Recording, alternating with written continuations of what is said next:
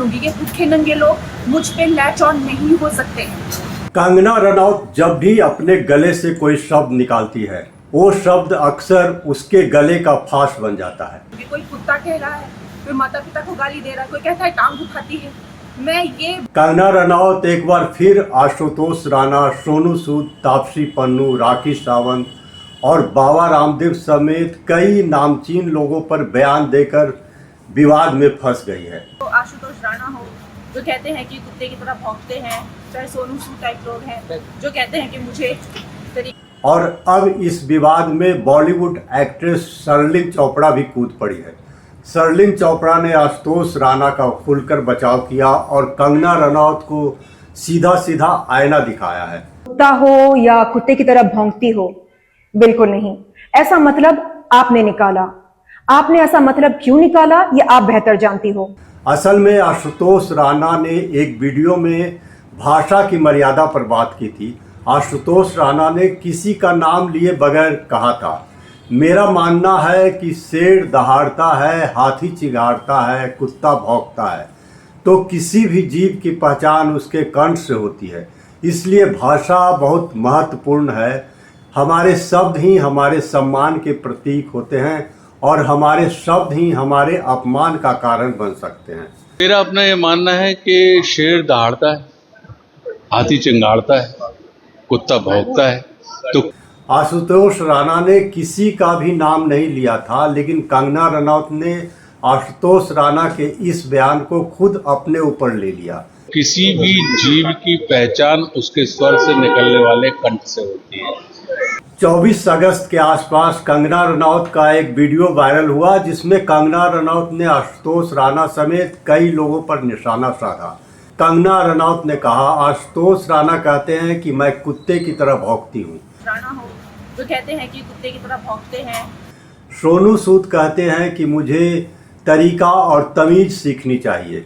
चाहे सोनू सूद टाइप लोग हैं जो कहते हैं कि मुझे तरीका सीखना चाहिए, राखी सावंत मेरे चरित्र पर भद्दी टिप्पणी करती है। सीखना चाहिए। राखी सावंत टाइप लोग हैं जो मेरे चरित्र पर जो है हर तरीके की भद्दी टिप्पणी करते हैं।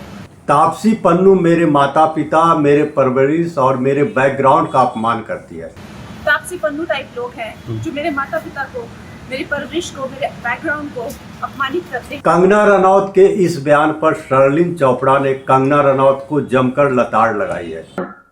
कचरा, कूड़ा या गटर छाप हो ये जरूरी नहीं है। शर्लिन चोपड़ा ने अपने सोशल मीडिया अकाउंट पर एक वीडियो शेयर किया और कहा, आशुतोष राणा एक बहुत ही संजीदा कलाकार हैं और बहुत ही सुलझे हुए इंसान हैं। आशुतोष राणा जी एक बहुत ही संजीदा कलाकार और सुलझे हुए इंसान हैं। उन्होंने कभी भी कंगना रनौत को ऐसा नहीं कहा था कि आप कुत्ता हो या कुत्ते की तरह भौंकती हो। ऐसा मतलब तो आपने खुद निकाला।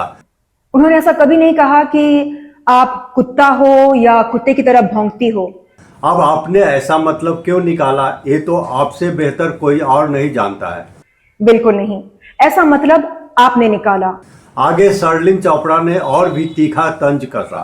हर वो इंसान जो नेशनल अवार्ड विनर ना हो, जिसे पद्मश्री से सम्मानित नहीं किया गया हो, जो सांसद नहीं हो, जो वुमेन कार्ड या विक्टिम कार्ड यूज नहीं करता हो, जो यह मानता है कि भारत 1947 में आज़ाद हुआ, जो देश के प्रधानमंत्री को अपना खुदा या भगवान नहीं मानता हो, ऐसा हर इंसान जरूरी नहीं कि गटर छाप, कचरा या घटिया हो। जो देश के प्रधानमंत्री को अपना खुदा या भगवान न मानता हो। शर्लिन चोपड़ा बॉलीवुड की उन एक्ट्रेसेस में है जो हमेशा खुलकर अपनी बात रखती है। पहले वे कंगना रनौत की समर्थक मानी जाती थी। सुशांत सिंह राजपूत के मामले में और कई अन्य मुद्दों पर शर्लिन चोपड़ा ने कंगना रनौत का पक्ष लिया था। शर्लिन चोपड़ा को अब ऐसा लगने लगा है कि कंगना को उसकी संकीर्ण सोच और भाषा को लेकर कंगना को आईना दिखाना जरूरी है। शर्लिन चोपड़ा ने साफ कहा कि हर असहमति रखने वाले व्यक्ति को गटर छाप या घटिया कह देना सही नहीं है। शर्लिन चोपड़ा में कुछ फिल्मों में काम किया, साथ ही मशहूर रियलिटी शो बिग बॉस में बतौर प्रतियोगी हिस्सा लिया था। वह अमेरिकी प्ले बॉय मैगजीन के लिए पोज देने वाली पहली भारतीय महिला बनी थी। दोस्तों, ये विवाद कुछ सेलिब्रिटीज के बीच का झगड़ा नहीं है। ये भाषा, मर्यादा, सफलता और अभिव्यक्ति की आज़ादी का सवाल बन गया है। कंगना रनौत जब बोलती है तो वही शब्द उसके गले का फांस भी बन जाता है। अब आप बताइए, क्या आपको लगता है कि आशुतोष राणा का बयान कंगना रनौत को लेकर था, या कंगना रनौत ने खुद आशुतोष राणा के बयान को अपने ऊपर ले लिया? और शर्लिन चोपड़ा का रिएक्शन कितना सही, कितना ज़रूरी था? कमेंट में अपनी राय जरूर लिखिए। अगर वीडियो पसंद आए तो लाइक करें, शेयर करें और चैनल को सब्सक्राइब करना नहीं भूलें। मिलते हैं अगले वीडियो में किसी और मुद्दे के साथ। तब तक के लिए नमस्कार, जय हिंद, जय भारत।